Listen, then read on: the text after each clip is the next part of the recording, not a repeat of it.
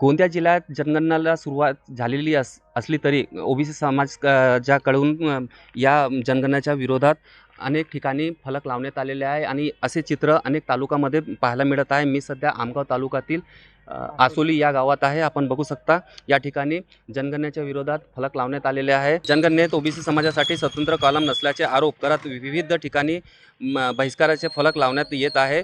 सालेकसा तालुक्यानंतर आता आमगाव तालुक्यातही अशा प्रकारचे फलक झळकले असून हळूहळू हा विरोध जिल्ह्यातील इतर तालुक्यांमध्येही पसरताना दिसत आहे। ओबीसी समाजाचे संघटनाकडून जनगणनेचे स्वतंत्र ओबीसी कॉलम समावेश करण्याची मागणी करण्यात येत आहे। मात्र सध्याच्या जनगणना प्रक्रियेत तसा उल्लेख नसल्यामुळे समाजामध्ये नाराजगी व्यक्त केली जात आहे आणि पहिल्यांदा असे फलक सालेकसा तालुक्यामध्ये पाहायला मिळत होते आणि त्यानंतर आता आमगाव तालुक्यामध्ये पण असे फलक पाहायला मिळत आहे आणि जोपर्यंत ओबीसीचा कॉलम समाविष्ट करण्यात येत नाही तोपर्यंत आम्ही असाही विरोध करणार असे ओबीसी समाजाने भूमिका घेतली आहे। साईद पठाण, TV9 मराठी, गोंदिया।